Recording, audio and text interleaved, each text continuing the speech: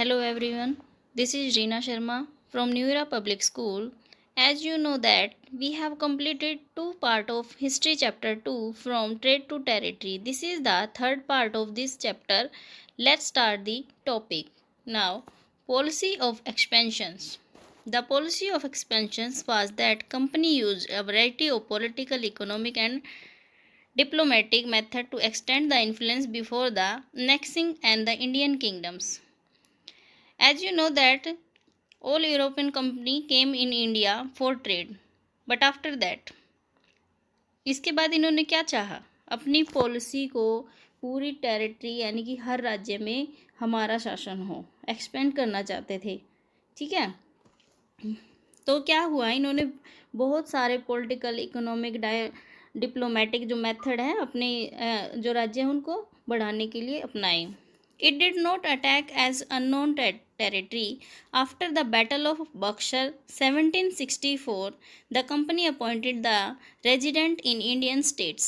अब क्या हुआ, प्लासी के बाद जो बैटल ऑफ प्लासी था उसके बाद बक्सर का जो बैटल ऑफ बक्सर हुई, उसके बाद इन्होंने क्या कहा कि जो इनमें इन्होंने अपने पपेट जो राजा थे वो बनाए थे वो इनके अब किसी काम के नहीं थे। इसके लिए इनको अपने खुद की यूरोपियन जो कंपनी है वहीं का जो एक मैन है इस्टेब्लिश करना पड़ेगा।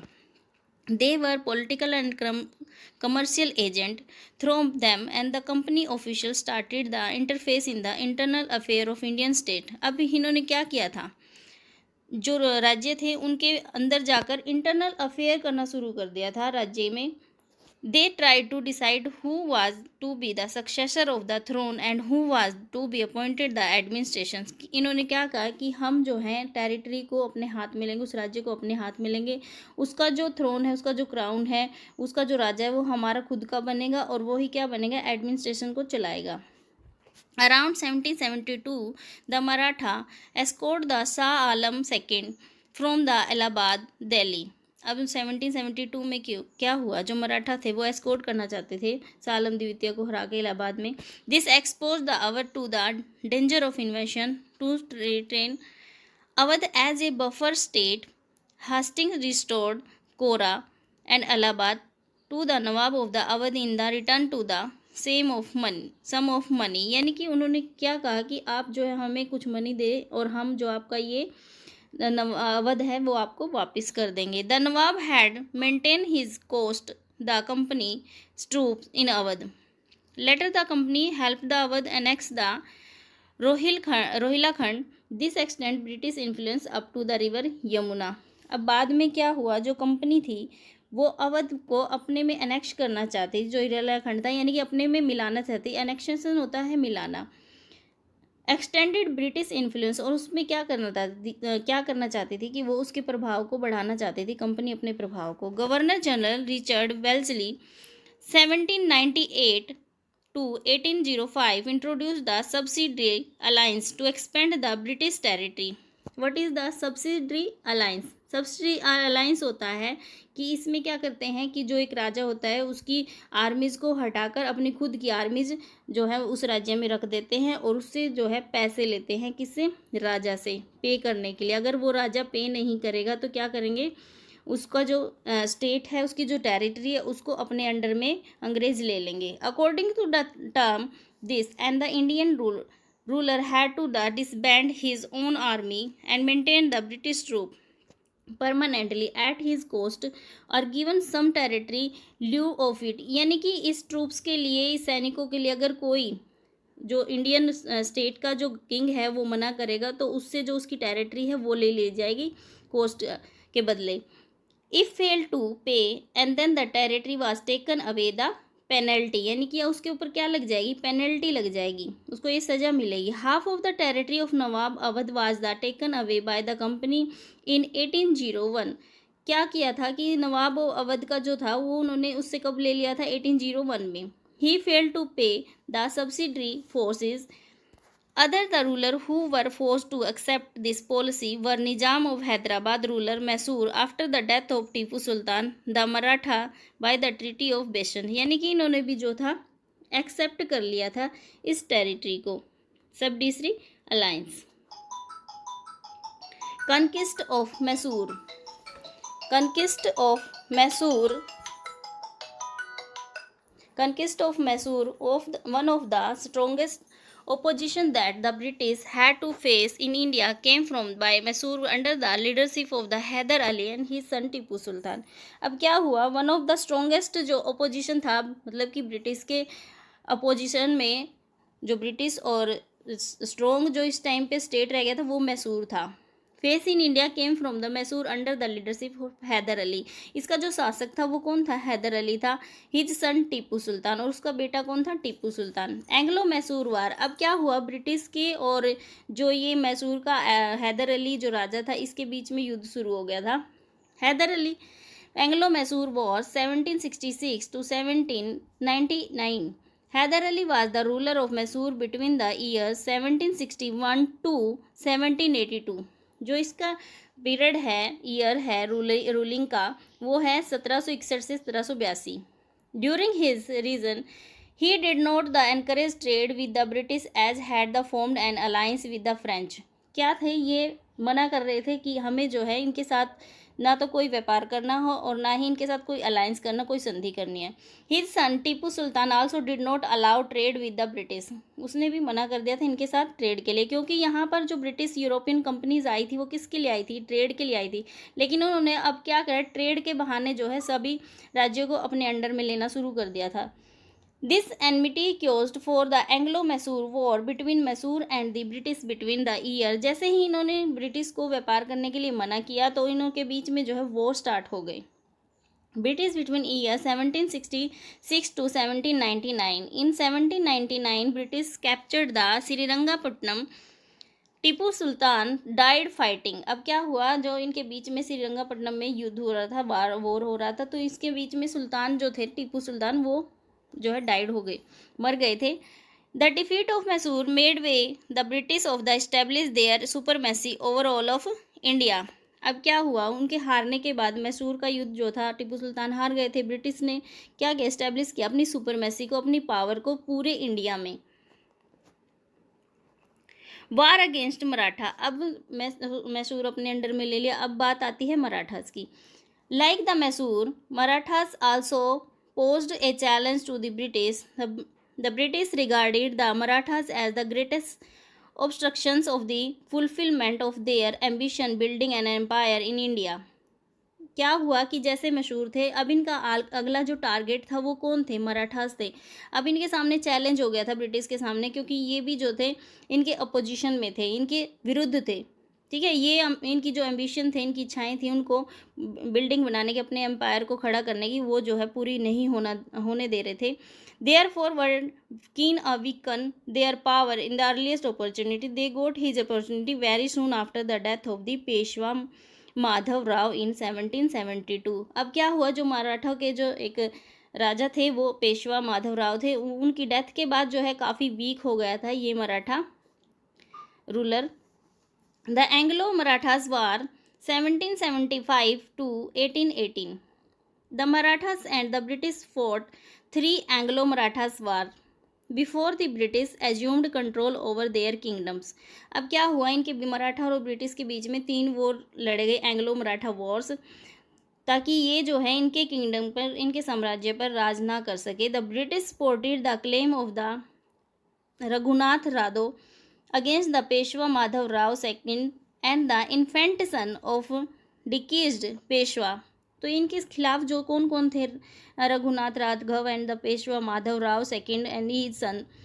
This lead the first Anglo Maratha war where the British force to recognise the Madhav Rao second as the Peshwa. तो माधव राव जो सेकंड थे उनको एज ए पेशवा जो है घोषित कर दिया गया था। However after death of the Nana Phadnavis, जैसे ही नाना फडणवीस की डेथ हुई, who lead the first battle against the British, जिन्होंने पहली बैटल लड़ी थी, पहली लड़ाई लड़ी थी। The Maratha started the fighting amongst the each other for power, एक दूसरे के लिए जो है पावर को हथियाने के लिए लड़े। When the British saw this, जब उन्होंने देखा ब्रिटिशर ने, they took advantage of the situations, जैसे ही मराठों के बीच में लड़ाइयाँ हो रही थी तो इन्होंने क्या सोचा कि इसका फ़ायदा हम उठा लेते हैं। 2 more wars were fought between Marathas and the British. जो पहला वार जो हुआ था वो किसके बीच में, वो मराठोस के बीच में ही था, लेकिन जो अगले दो जो वॉर हुए वो किसके बीच में हुए, वो मराठा और ब्रिटिश के बीच में हुए। Living the Maratha defeated and British as the supreme power, it could no move the forward on its plan and annex the all of India. अब क्या हुआ कि जो लास्ट में जो विक्ट्री हुई वो किसकी हुई, वो मराठास की नहीं हुई, वो ब्रिटिश की हुई, और उनका जो प्रभाव था उन्होंने सारे इंडिया को अपने में अनेक्स कर लिया था, मिला लिया था। Anti British resistance under the Lord Hastings a new policy of paramountcy was initiate in which, अब क्या है ये paramountcy, what is this. Now the company claimed that the authority was the paramount of supreme, hence its power was greater than that the Indian state. अब ये क्या कह रहे थे कि हम जो है पैरामाउंट से, पैरामाउंट होता है कि सबसे ऊपर जो है हमारी पावर है इंडिया में, कोई भी इंडिया का स्टेट जो है हमारे मुकाबले नहीं है। And to protect it, it was the justified in the annexing of the threatening of the annex any Indian state। अब क्या था कि ये जो थे क्या चाह रहे थे कि जो जितने भी इंडिया के बचे हुए स्टेट हैं उनको भी हम अपने में अनेक्स कर लें under European company Britishers. When the British tried to annex the small state of the Kittur in Karnataka today, Rani Chennamma took a arm and lead the anti-British resistance movement। अब क्या हुआ, ये रानी चेन्नम्मा थी, किटूर की जो रानी थी, उसने क्या किया, लीड किया, अपनी आर्मी तैयार की, किसके खिलाफ, एंटी रेजिमेंट जो है मूवमेंट जो है स्टार्ट कर दिया था उन्होंने उस टाइम पे। But she was arrested in 1824 and died in the prison in 1829। क्या किया, इनको जो है अरेस्ट कर लिया गया और ये जो है एज ए कैदी जो थी डेथ हो गई थी इनकी 1829 में। Her loyal chowkidar as a the Sangolli in Kittur Rayanna carried on the residence. अब क्या हुआ, वहाँ पे जो चौकीदार थे बने हुए थे संगोली इन किटूर रियाना, तो क्या उन्होंने क्या किया, इस रेजिडेंस को कैरी कर लिया अपने अंदर। With the popular support of the destroy many British camps and records, मतलब कि उस टाइम पे उनको काफ़ी साथ दिया था ब्रिटिशर जो है कैंप को तोड़ने में। He was the hanged by the British in 1830। जो संगोली में थे चौकीदार, उनको भी जो है अरेस्ट कर लिया था ब्रिटिश के द्वारा। Consolidation of the empire after the aggressive policy of territorial expansion, the British thought about the protection of their newly acquired province. अब क्या हुआ, इतनी स्ट्रॉन्ग जो थी, इन्होंने टेरिटोरियल यानी कि अपनी जो राज्य सीमा को बढ़ाने का जो सपना था बढ़ा दिया था, तो न्यूली एक्वायर्ड प्रोविंस। अब ये देख रहे थे कि जो है कैसे कैसे हम नए नए प्रांत जो है बनाए अपने।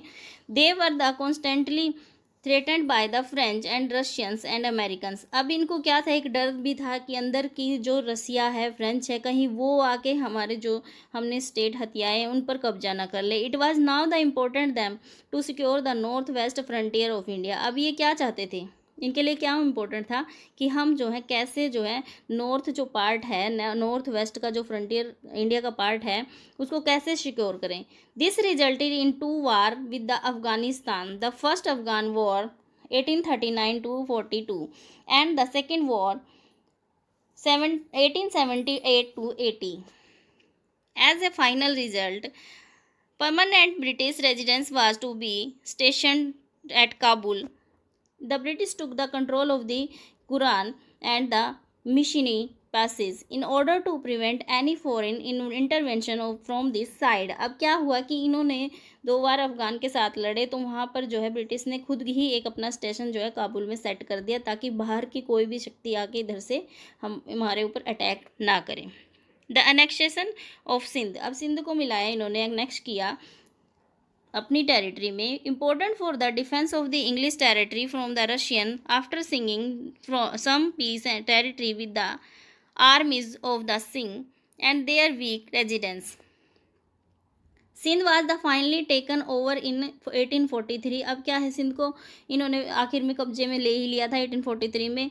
Burma was also annexed in India empire in 1885 and the Gurkhas and Nepal offered to residence to English from 1814 to 1816, but were forced to sign the Treaty of the Sangoli in 1816। इन्होंने क्या किया, इनको force किया इस पर sign करने के लिए ताकि बाद में ये अपने राज्य ना मांगे। दे surrendered and district to the Garhwal and the Kumaon to the British. A large portion of the Terai area came under the British control, यानी कि ये सारे एरिया जो थे अब ब्रिटिश के कंट्रोल में आ गए थे.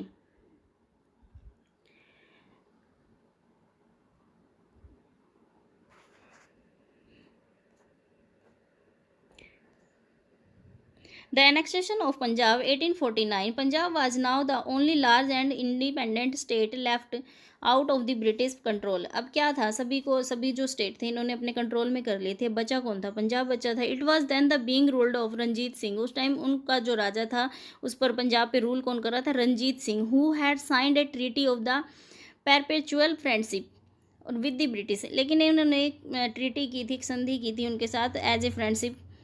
He also maintained the efficient army that employed European in this state. After Ranjit Singh's death in 1839, Punjab witnessed political instability. In 1843, Dalip Singh, a minor son of the Maharaja Ranjit Singh, was proclaimed the ruler. क्या हुआ? इसके लिए घोषित हुआ था दलीप सिंह, जो minor सन था उसका छोटा, तो रंजीत सिंह के बाद. The British saw it the right opportunity forward their plan to annexation of Punjab. अब क्या हुआ? प्रोक्लेम चल रहा था, घोषणा चल रही थी. इसी टाइम पे अंग्रेजों ने सोचा कि क्यों ना हम इस बात का भी फ़ायदा उठाएं कि इसका जो है कोई रूलर नहीं है पंजाब का. After two long war wise the first Anglo-Sikh war 1845 to 46 and the second Anglo-Sikh War 1848 to 49. Punjab was finally annexed in 1849. Dalip Singh was sent to England for education. Was the entitled of the pension of 50,000 per annum. यानी कि annually जो थे, अब क्या कर दिया उसको, पंजाब को अपने जो है अनेक्स कर लिया था ये ब्रिटिश ने. तो जो उसका बेटा था दलीप सिंह, रंजीत सिंह का, उसको क्या देने लगे? 50,000 पर एन्यूम जो है पे करने लगे अंग्रेज. Punjab was now the administered by the board of the commissioners. अब क्या है, इसकी भागडोर कौन संभाल रहा था? ये पंजाब ब्रिटिश संभाल रहे थे. Lord Dalhousie expansion the policy कौन लेके आया था? डलहौजी लेके आए थे. The quick expansion of British territories in India around the mid 19th means बीच में 9th सेंचुरी जब थी. Century was family due to the Lord Dalhousie's policies. Doctrine of lapse. Lord Dalhousie, who was the Governor General from the 1848 to 1856, came up with a policy called the Doctrines of Lapse. Lapse की नीति जिसको बोला जाता है. What is the policy? The doctrines stated then if the Indian ruler died without a male heir, his kingdoms would lapse. इसका मतलब ये है कि अगर किसी राजा का जो बेटा नहीं हुआ तो उसको हम क्या कर लेंगे? अनेक्स कर लेंगे, मिला लेंगे इस पॉलिसी में, ऐसा कुछ था. Become part of the company ruled territory. Many kingdoms were annexed using the doctrine such as the Satara 1848, Sambalpur 1850, Udaipur 1852 and Nagpur 1853 and the Jhansi 1854. तो इन सब को क्या किया था? According to doctrine of lapse इन्होंने अनेक्स कर लिया था ब्रिटिश टेरिटरी में. Abolition of the pension and the titles.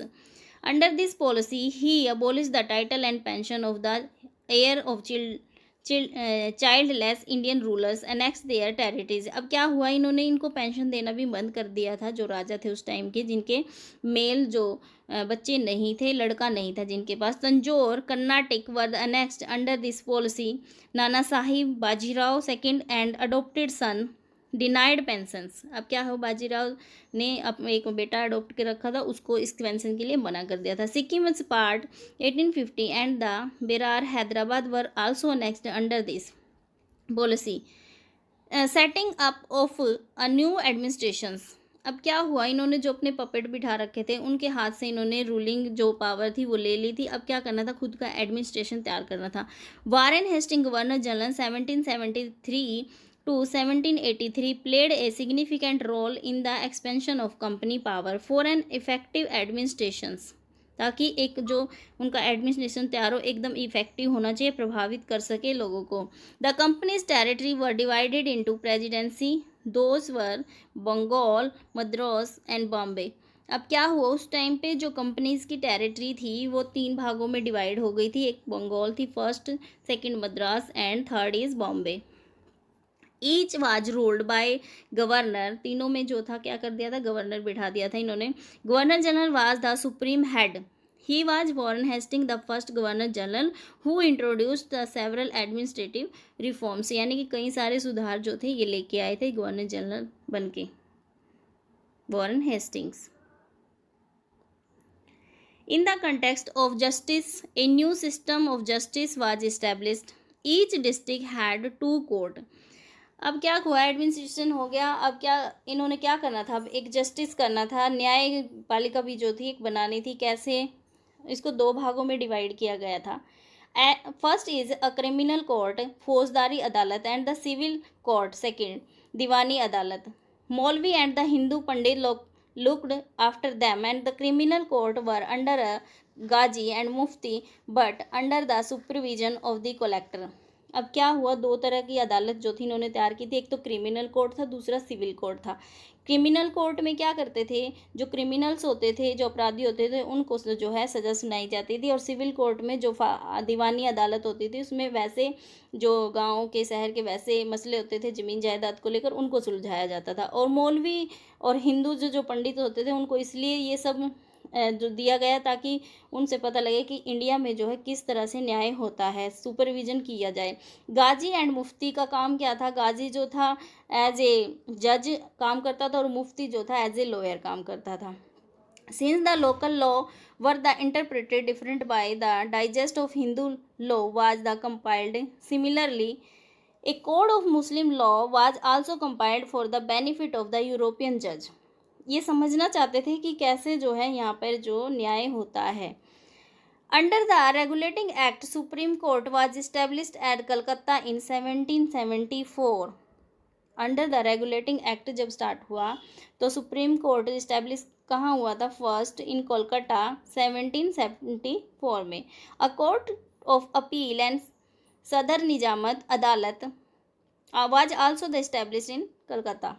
The main job of the collector was to collect taxes and revenues, to maintain law and order in his district with the help of the judges, police officers and darogas, जिनको दरोगा बोला जाता है India में।